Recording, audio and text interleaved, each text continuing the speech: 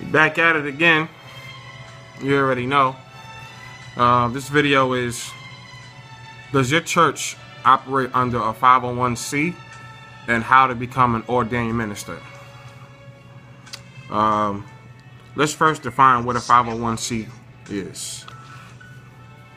A 501c organization, also colloquially known as 501c, is a tax-exempt nonprofit organization in the United States. Section 501c of the United States Internal Revenue Code 26 USC 501c provides that 29 types of nonprofit organizations are exempt from federal income tax. So you may ask yourself, what does that have to do with my church? It's nonprofit. This is a church. These are nonprofit organizations. Well, in 1954, Senator at the time, Lyndon B. Johnson, added churches to that list of organizations.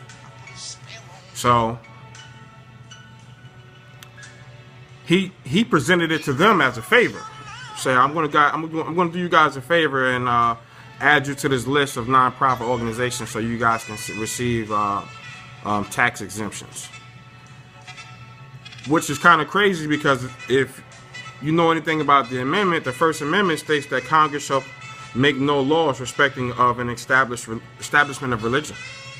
So he added them to a list that they didn't need to be added to because he was already exempt from taxes, because Congress can make no laws against a religious establishment. So you might want to know why now would he add churches to the list of organizations that have a tax exemption? It sounds like a great thing, right? Even though we already had it, we already got tax exemption, so he gonna add us to it. No big deal, whatever. But see, when he added the churches to the list of organizations to receive tax exemptions, he did it because he had a motive.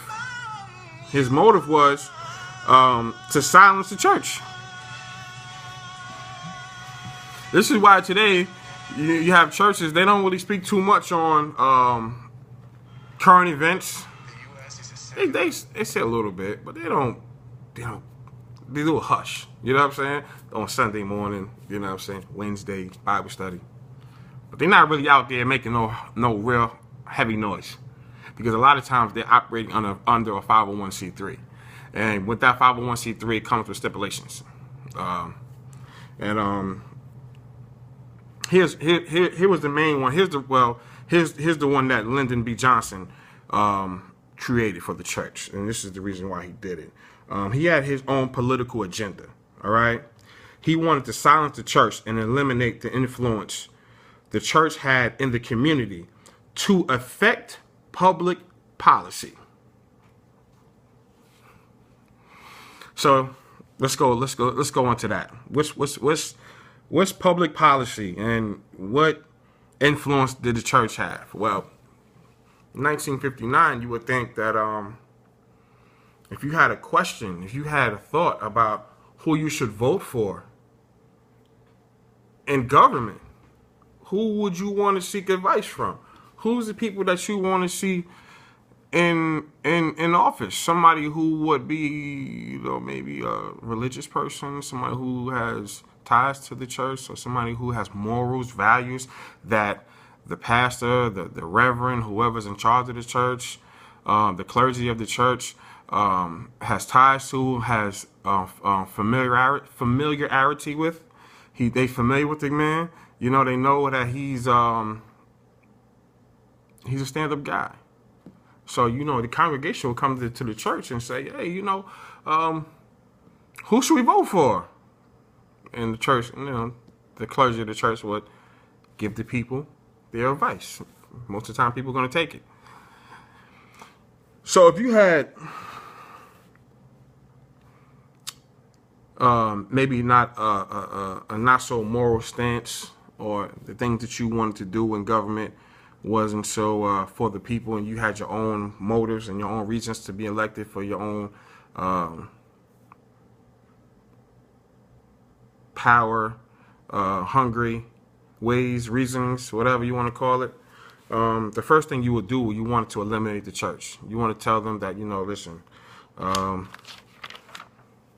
give you guys a break, but I need you to be quiet over here. You know what I'm saying? For this break, when this comes up, I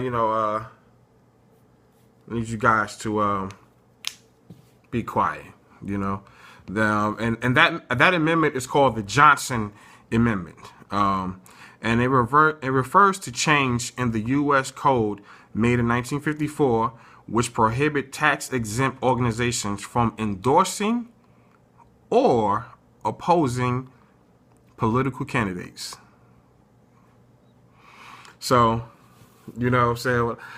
That's called the Johnson Amendment. You can go look that up yourself. Like I said, this all is really easy information that I present. I'm not presenting nothing like on a crazy scholarly level. I don't profess to be that type of guy.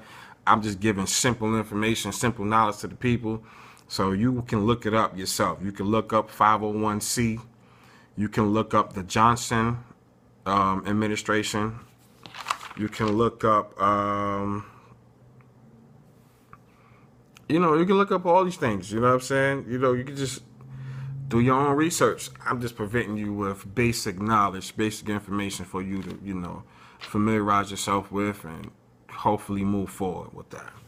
So with that being said, I would want to ask my church, do we operate under a 501c? And if so, why? I would want to know why.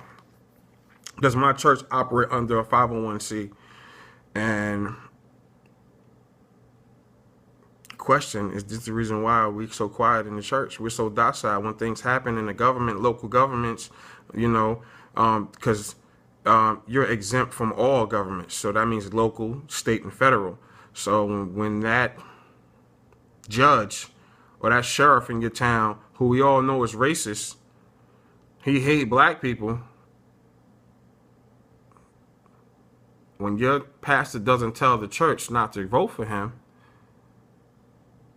maybe it's not as simple as you think. Maybe he's just not, I'm just going to stay out of it, let the people think for themselves. No, he's supposed to be leadership. He's supposed to be leading the congregation. He's supposed to be, the man that the congregation looks up to for advice.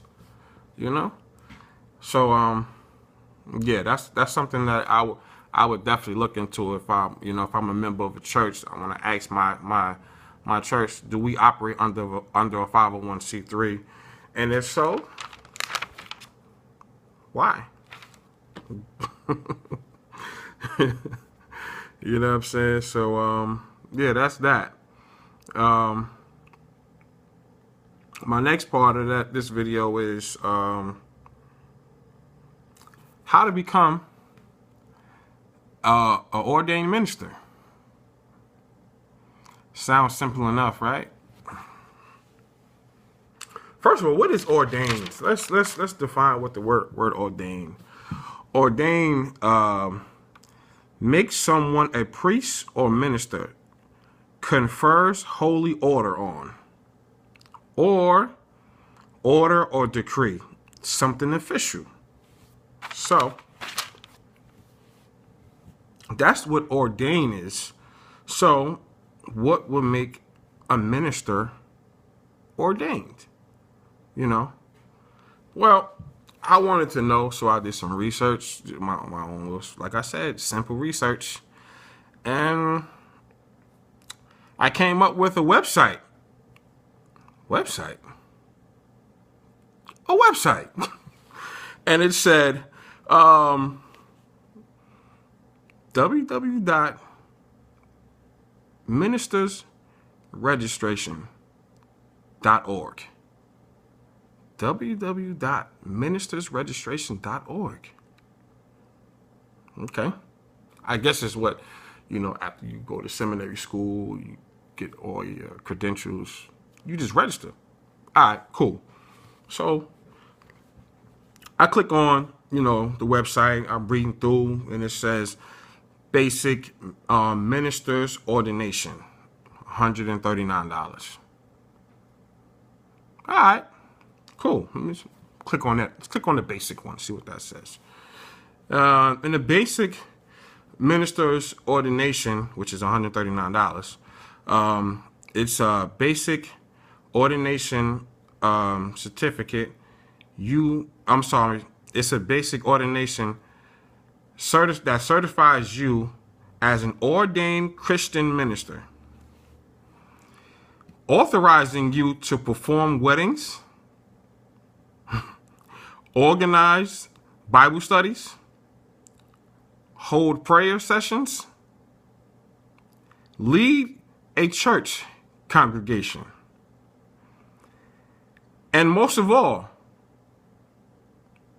all other worldly duties of a holy Christian pastor.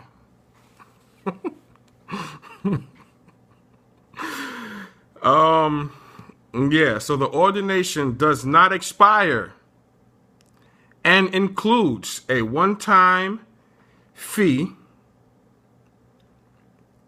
of your official certification with a letter of good standings sent to you via first-class mail, valid in all states. So, yo, you know what I'm saying? With my $139, I can become an ordained minister, valid in all states. My certification's gonna come via certified mail, first class, and I'm gonna have good standings. I'm gonna be in good standings with the keepers of the ordained ministers and be allowed to marry you, organize Bible studies, and lead a church congregation, all with $139. Yo, I can't make this stuff up, man. If you think I'm lying, like I said, you can go check it out yourself. It's simple information. www.ministersregistration.org. Go check it out yourself. I ain't making it up. Like I said, you may not like what I say, but you can't say I'm lying. Can you do that? I don't think so. So, you know, like I said, that was basic minister's ordination, $139. That's all it takes. You know what I'm saying? Now, if you want the VIP status, you know, y'all want to pop bottles, y'all be in the club popping bottles, y'all VIP, you know what I'm saying? Shh, what? Basic ministers? What? I ain't no basic dude, man. I pop bottles, man. Y'all be popping bottles in the pulpit with this one. You know what I'm saying? You know, if you want to be an esteemed benefactor, ordained minister, you know what I'm saying? Price goes up. What they say, it costs to be the boss. You know what I'm saying? So price goes up. You know what I'm saying? This one is a little bit expensive, not a little bit more expensive. This one is $289. You know what I'm saying? So, you know, you want the VIP package, you know, you got to pay $289. $139 for the basic, $289 for you baller VIP dudes popping bottles in the pulpit. You know what I'm saying?